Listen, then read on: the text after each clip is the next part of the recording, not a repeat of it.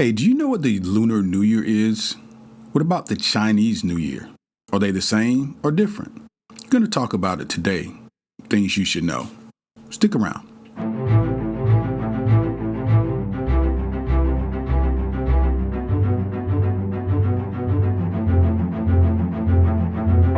Here at Things You Should Know podcast, our focus varies from commonly asked questions like, what are the top email apps for iPhone users? Or how much does it cost to go to Disney World anyway? To the trending topics of the day, such as, are taxes going up or down? And who's Elon Musk? We shed light on things you probably have always wondered about, but you never got around to investigating them yourself.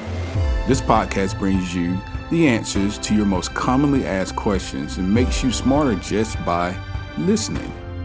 Information empowers, and the more information you have, the better decision you can make, and ultimately, your quality of life is based on the decisions you make. So, thanks for joining the discussion, and make sure that you subscribe today and not miss out on any future episodes of Things You Should Know.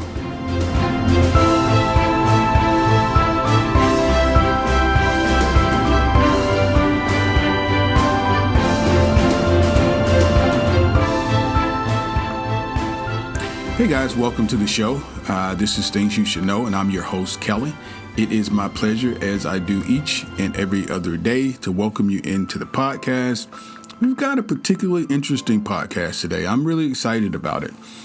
I'm a lover of culture, ethnicity, and diversity, and traditions within different cultures. I love to learn about them. I think it is so highly valuable to know about other people.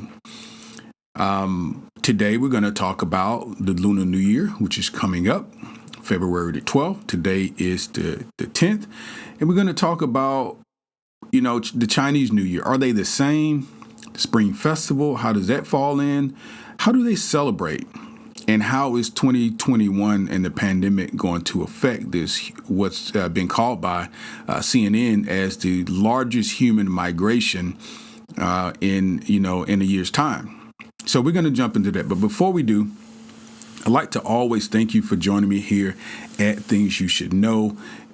Here we just, answer those questions that maybe you've had or heard other people ask, you didn't really know the answer to, nor did you really have the time to go into it. So this is what we do here. So if you like that and you like our content, please make sure you subscribe. The only other call to action I have is that would you please share our content? Share our content and please provide any type of review. It would really help us be found on the podcasting platforms. So that's it. So let's jump into our content for today. How many of you have heard of the Lunar New Year? And what about the Chinese New Year? Have you considered them the same celebration? Different? What about the Spring Festival? So, in terms of New Year, in America, in the West, when we're talking about New Year, we're talking about calendar year. And that just goes from year to year. And worldwide, everyone pretty much is on the same calendar system. But within that system, there are many different types of celebrations. They start at different times. And not everyone begins their New Year celebration on January the 1st, like we do. So let's talk about Lunar New Year, Chinese New Year, and how these celebrations came to be and really what they are. So, for example, in the U.S., when we talk about the holiday season, what are we normally talking about? So when someone says, you know what, are you traveling for the holidays? You think they're talking about July the 4th or Easter? No, they're talking about Thanksgiving, Christmas, New Year's, normally, because those are our big ones. And they all happen in the fourth quarter of each year, usually within a month or two, time frame. Shortly after that, massive holiday brings family and friends together in several Asian countries. That's the first thing for you to know. This is not just a Chinese celebration. And I have some folks that I work with across the pond in Singapore that I've had the pleasure of knowing and that sort of guide me along with some of their traditions. So some of this I knew from just dealing in talking and being friends with them. The Lunar New Year, most commonly associated with the Chinese New Year or the Spring Festival, it typically falls sometime between January 21st and February the 20th annually. Now, the Lunar New Year for 2021, which we're in, is going to begin in 2 days, February the 12th. In terms of the Chinese New Year symbol, the Chinese zodiac animal this year is the year of the ox. And we'll talk about that because each year this is a tradition to go through the 12 animals. And this year is the year of the ox. And we'll talk about what that represents. It's called the Lunar New Year because it marks the first new moon of the lunisolar calendars. This is traditional in many East Asian countries, including China, South Korea, Vietnam, and many others, which are regulated by the cycles of the moon and the sun. A solar year is the time it takes the Earth to orbit the sun. It usually lasts around 365 days, hence our calendar year. While a lunar year are 12 full cycles of the moon, a lunar year. It's roughly 354 days, so a little shorter. The Lunar New Year isn't only observed in China. It's celebrated across several countries and other territories in Asia as well, including South Korea and including Singapore, which I just told you about a few minutes ago. Now, in Vietnam, the Lunar New Year is also known as Tet. And in Tibet, it's called Losar, Losar. In the U.S., though, is most commonly associated with what's called Chinese New Year. This is the American version of China's 15-day-long celebrations. Now, in the U.S., we do have a large population of Chinese people, which is great. And if you've gone to any of the larger cities in the U.S., for the most part, there usually is what we call a Chinatown. And normally in the U.S., we're able to visit Chinatown on what's called Chinese New Year here to us, and to see a lot of the decor, the decorations, and the celebrations take place in those areas of our cities. I don't know what happens in more rural areas. A little bit more regulated to the more populated areas, but I visited several China towns, if you will, from San Francisco to Chicago to Houston, and of course I live here in Atlanta, and we have a very diverse we have a very diverse Asian population, and I only say that because I don't know all the ethnicities. I do know, because I'm a lover of the culture and the food, that we do have Vietnamese, Taiwanese, Chinese, Japanese, and I'm sure many, many others who are here, and we're certainly glad to have them here. So let's talk about some of the differences between these celebrations so that we're clear on what they mean. So the Chinese New Year, the Lunar New Year, and the Spring Festival, they're related to one another, but they're not the same. Chinese New Year is based on the Chinese lunar calendar. The lunar calendar is a calendar based on a complete cycle of the moon. So basically, the Chinese New Year marks the start of a new lunar year. The Chinese New Year kicks off with the new moon. It usually falls between the end of January and the end of February. Like I said earlier, the celebrations do last for 15 days, so that's consistent. And it culminates with the new moon. And it typically includes traditional Chinese lanterns and other forms of decor and decoration. Each Chinese New Year also marks the year of the 12 traditional animals. And before, I told you that this year is the year of the ox. The Chinese New Year is the first day of the first month in the Chinese calendar. So the Lunar New Year is the first day of the first month in any moon cycle based calendar. Okay. Chinese calendar is based on the moon. Therefore, the Chinese New Year is one Lunar New Year. Chinese calendar is not the only one based on a moon cycle. Other moon cycle based calendars have their own Lunar New Years, which may or may not coincide with the Chinese one.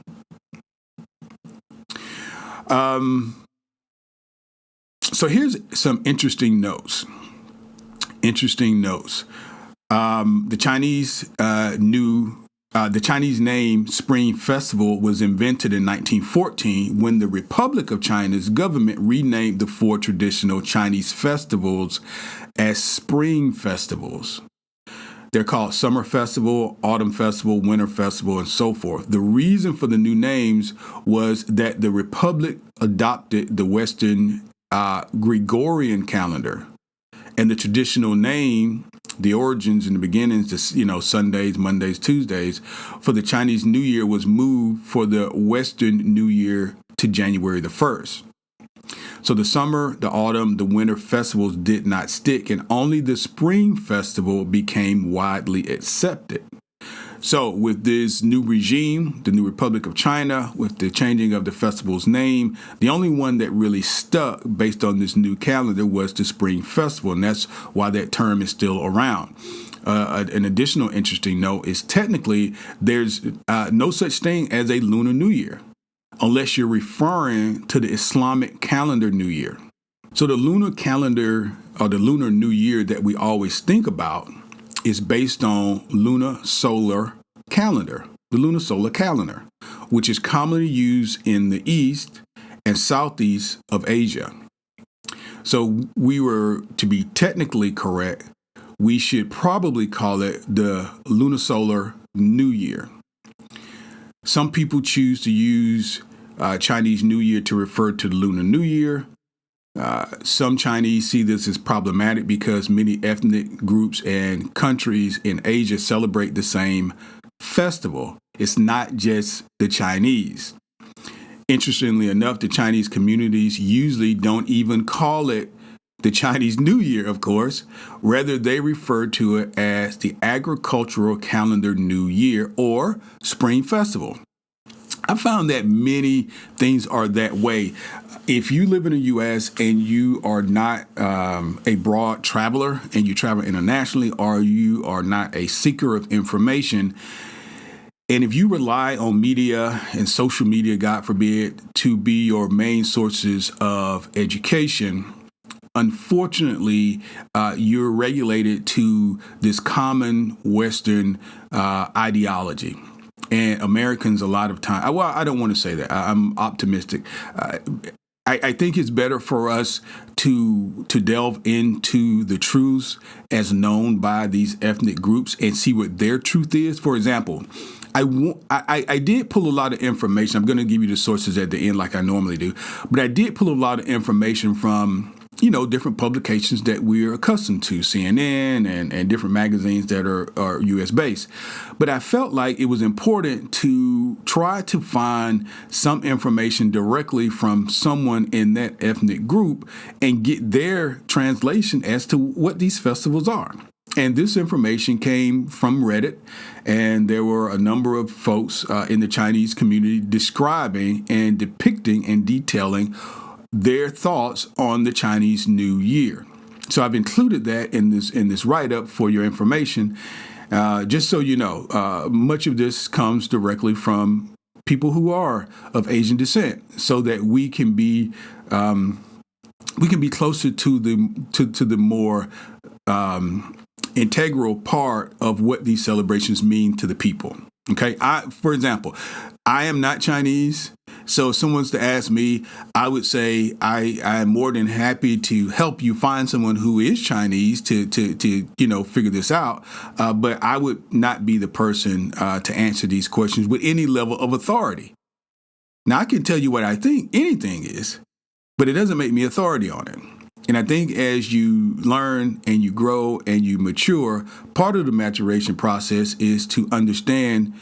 Sometimes you need to tell people, hey, I don't know. I am not the person to ask. I do not know is an appropriate answer, as opposed to sharing your opinion with someone as if it is fact. We've seen a lot of that lately. All right, let's keep going. So how do they celebrate? In China, there's a 15-day celebration, and it kicks off on New Year's Eve with a family feast. It's called a reunion dinner, and it's full, as you can imagine, of tradition and of foods, and it typically ends with dancing and festivals, which I absolutely love. The festivals where you see, the dragons and all the beautiful colors and the decor and the people in the street, and the fireworks. It's an awesome celebration. And now I feel like I can, be more a part of it because I understand what some of these things mean. So the Lunar New Year is also called the Spring Festival, as we talked about. The name was popularized after the Communist Party leader, I'm going to have difficulty with his name, but I'm going to spell it, Mao Zedong, Zedong. He took power in 1949. Now, the term the Spring Festival was coined before the communists, but it was also used extensively by the party to replace, quote, the New Year, because they tried to get rid of anything that was old. All of the superstitions, religions, etc., and that included celebrations. So now there's a week-long holiday in the People's Republic of China during Spring Festival. This will take place here in 2021. The public holiday, it begins February the 11th through the 17th. So in the People's Republic of China, this will begin tomorrow, not on the 12th, and it will go through the 17th. Ahead of that holiday comes a bustling travel period, which millions of people. Now, this travel period is known as Shenyang, Chunyun, Shenyang, in which millions of people travel home by plane, train, automobile to celebrate in these festivities. This is what I was telling you before when CNN deemed this the largest human migration on the planet. So there are more people migrating back home, back to their specific locations in the East for these celebrations ahead of the Lunar New Year in January 2020, for example, projecting that nearly 3 billion trips would have been made during that time and were made during that time. Obviously, we're going to talk about 2021 with the restrictions that are going on because of COVID. Some places are open for travel, some places are not, and that will impact the number of people and the types of celebrations that they can have. But we'll talk about that a little later. So the Lunar New Year traditions include a dragon dance and the distribution of red envelopes filled with money, for example. The red pockets full of money, these are known as Lixi, Lixi. I'm sure I'm not saying that right. This is in Vietnamese, or Hongbao, which is in Mandarin or Chinese. So in China, they're traditionally gifted from an elder or parent to a child. And I've actually seen this. Not in person, but I've seen this tradition on different, movies or different types of documentaries where, this time of year comes around and the elder person, usually a man, the grandfather, will, stand and begin to make remarks about the previous year and people's progress or lack of progress. And then he would gift them these envelopes full of money as an indication of his either approval or disapproval. So I don't know how Americanized that was, but somewhere it falls in that particular realm. So these are traditionally gifted from an elder to a child or anyone who's unmarried. It's an occasion for kids to have fun, of course, with the envelopes because they're supposed to go around and ask or say things like, Happy New Year in Chinese, which I'm not even going to try to pronounce, or make money in the new year, also in Chinese. So there are fireworks and firecrackers. They're often set off throughout the Lunar New Year. These are both toward off ancient monsters called Nian, Nian, and because it becomes more of a celebration. The fireworks, of course, is a celebratory thing, but the core message there was to ward off an ancient monster called Nian, Nian. It's common to see families shooting off the equally festive and non-fiery confetti cannons, which I love. Anytime you go into a Asian store or market, particularly if you're in Chinatown, these seem to be available, and kids love them because, again, they're not really fireworks, and you can just pull the string and all the confetti comes out. The worst part about it is someone's got to clean the confetti up. So the dances, so there's a lion dance and a dragon dance. These are traditional dances and gymnastic performances as well. They're an exciting part of these celebrations, the Lunar New Year parades. A lion dance typically features two performers. They're in the same costume, operating as the creature's front and the back legs, and it's supposed to send away any evil spirits. You'll see a common theme here within all of these festivals. One is to cast away evil or not wanted type of energy or spirits, and the other is to welcome wanted spirits, in other words, riches and abundance. Really, to be honest with you, there's not a whole lot of difference between that and the way Americans celebrate New Year's. I remember as a kid, I grew up in the South. I am a person of African American descent, and my grandmother was very traditional in many ways. And she believed, for example, for abundance, she believed in the traditional New Year's, black eyed peas and collard greens and these sorts of things. That was a money thing as well. But she would, interestingly enough, only allow the first person at her house to be a man. And this was one of the things that she was taught and she brought with her throughout her life. This was supposed to bring good luck and abundance in the new year. So if you were a female and you were headed to my grandmother's house, as you got there first on New Year's Day, you were not getting in. I remember as a teenager having to go around, and I kid you not, having to go around to not only just my grandmother's house, but anyone. My grandmother was widowed at this time. Otherwise, my grandfather could, I guess, would have sufficed. But I would go around and knock on ladies' doors to be the first person at the door that day, having been a male. So there's an interesting fact about me growing up in the country. So anyway, these dances are supposed to ward away evil spirits. It's an opportunity also to feed the lion with the red envelopes, the coveted red envelopes. So China, of course, is a very diverse country and it has many different practices. So it doesn't have to be exactly this. It can be something different. For example, there's a fan dance, there's a phoenix dance, and there's also a lion dance.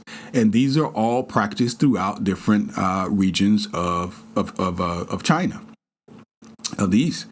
So as you can imagine, there are some taboo and some superstitions that go along with these celebrations with the Lunar New Year. There are a lot of little things you're supposed to do and not to do. You're not supposed to cry. You're not supposed to argue. You're only supposed to talk about good and happy things. This will set the tone for future days. What's interesting, and I'm not going to get off into the weeds, but it was interesting. I don't know why we just don't do that all the time, because this is, of course, metaphysics. And the more you project positivity, the more that will come back to you, but we'll set that aside for a different podcast. In addition, you're supposed to pay back your debts before the new year starts, or your new year could start off with bad luck. You're not supposed to cut your hair. Now, that was also something that my grandmother wouldn't allow you to do. Anything with scissors is not happening on New Year's Day. So you're not supposed to cut anything. You're supposed to avoid wearing black or white as they're associated with mourning. To attract luck, you're supposed to wear red. And red is one of the primary colors you'll see. If you're able to go, now I don't live in the East, I live here in the West, but if you go into Chinatown, it's always predominantly, in my mind, the pictures that I have, they're red. There's a lot of red, and red is a symbol of prosperity. So you're not also supposed to do any laundry on the first or the second day of the new year. And these 2 days, the first day and the second day, are celebrated as the birthday of Shunyin. I hope I'm close. Shuishen. Shunyin, maybe. Shunyin is the water god. So you're not supposed to wash clothes for the first and the second day. Avoid washing your hair as well, lest you may, hold on to your seats, wash out the good fortune. Okay? So don't sweep after the New Year's Eve. You'll sweep away accrued wealth and luck. So All these are traditions. Obviously, it sounds a little different than what we do here in the West, but not a whole lot. Not a whole lot. Even if some of this sounds a little obscure to you, I could pull up some stuff that we do here in the West that could sound very obscure as well. But well respected. This group does. I just love to know about these types of things with different groups, and I hope this is good information for you as well. So the last thing we're going to talk about is some of the foods that are associated with these festivals and what they really mean. So there are glutinous rice cakes, and if you've been to any good Chinese restaurant or even Japanese restaurants or markets, you see these sticky, dense, round cakes made of rice. And so this is called, these are glutinous rice cakes, or what they call Nian Gao, Nian, and the second word is Gao. And Nian translates to year, which is a homophone for the word sticky. So it translates, sort of similar. They're two different characters, but they're pronounced exactly the same. Higher up, Nian Gao is meant to signal higher success in the new year. So this particular food is meant to indicate higher success in the new year. Nian, Nian Gao. Which is interesting because I'm going to kind of go back here. I just noticed something. Nian was also a name, I thought, of an evil spirit that needed to be warded away. Well, I'll tell you what. I'll figure that piece out. But let's keep going with the food. So what else? Whole fish. So a lot of people like fish, but they're talking whole fish. Fish is one of the most important and symbolic dishes of the Chinese New Year. Fish in Mandarin is yu, Y-U.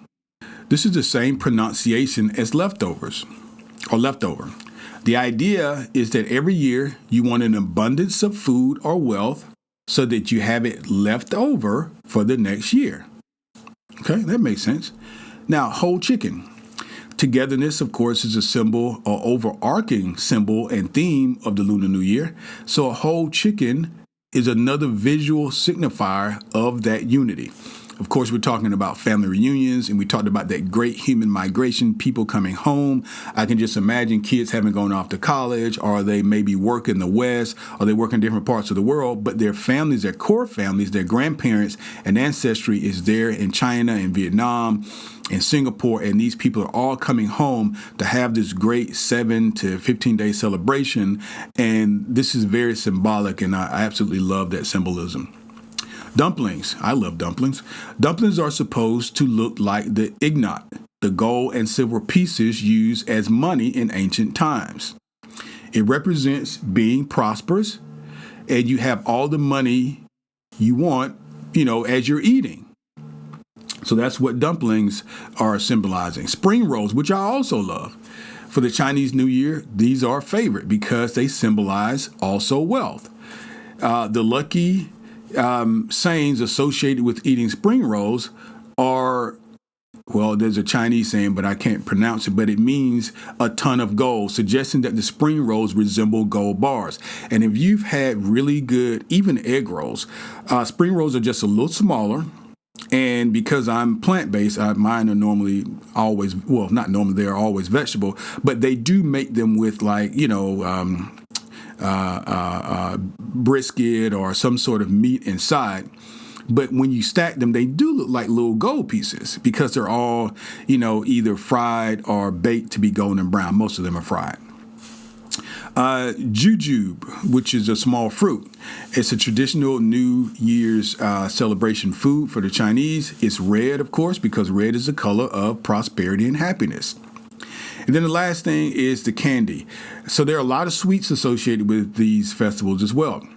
Anything sweet, however, is commonly known in the Chinese New Year. It symbolizes a sweet life, a sweet life. So you'll see a lot of sweets. In addition to the rice cakes we talked about before, you see a lot of different candy, a lot of different sweets, because this is a symbol of a sweet life. So how will the celebrations look in 2021? We've been impacted last year in January, we were not where we are today in terms of lockdowns and restrictions of travel because we were just learning about the pandemic, and we were not quite, I think, in February, we started to see, some places going to travel restrictions. Then, of course, in March, we started getting stay-at-home orders and things like that. So last year was the last year that there was really this huge migration and these big get-togethers. So how's it going to look this year? What remains to be seen? Quite honestly, remains to be seen how the coronavirus pandemic will affect this year's Lunar New Year celebrations either in the U.S. or in Asia. For example, Hong Kong, which is on partial lockdown as of December 2020 due to a fourth wave of infections. They've canceled their iconic parade and their fireworks for the coming year of the Ox. San Francisco, which has a large amount of has a very large population of Chinese, has also canceled their festival and their parade. It's unclear how COVID-19 will impact the yearly Shenyang travel rush. That's the Great Migration, if at all, for this particular year. So we'll just kind of watch and see. This starts tomorrow for some, the 12th for others. And my hope is that everyone travels safely and takes their proper precautions if you are traveling. Some of our resources include, I mentioned before, Reddit, Oprah Mag, Google Trends, and let's see, who else did we use? CNN. I wanted to also bring you some information from Google. So Lunar New Year is a holiday based on Chinese lunisolar calendar and celebrated worldwide. Some of the most searched questions and terms regarding the Lunar New Year. So U.S. based, here's some of the most searched questions. Who celebrates the New Year, the Lunar New Year? What countries are involved in the Lunar New Year celebrations? What does Lunar New Year mean? And when is Lunar New Year? Do Japanese celebrate Lunar New Year? So I hope we've answered all of those here in this particular podcast. I think we touched on everything, maybe except for the Japanese. Japan is wasn't part of this, but maybe I'll do some research and come back. I don't want to say definitively one way or not, but I didn't see Japan listed anywhere. I only saw specific Asian countries such as China, Vietnam, Korea, Tibet, places like that I know to be part of China. So, or the East there. So what I will do is do a little bit more research to see if Japan takes part in any of the celebration. I would probably say yes, because listen, we celebrate here in America, although we're not doing it as authentically in my mind as some of the folks are in the East. It's a worldwide deal. Okay. So listen, I hope you've learned something. This is very informative from my end, very interested in doing the research, and I'm glad you joined me. And if you've listened all the way through, please give us a review. It would be greatly appreciated. And please make sure, if you've not done so already, like and subscribe and share, particularly subscribe, so you'll know the next time we've got new content, which, by the way, is every other day. You will be the first to know. Thank you for listening, and we'll see you in 2 days.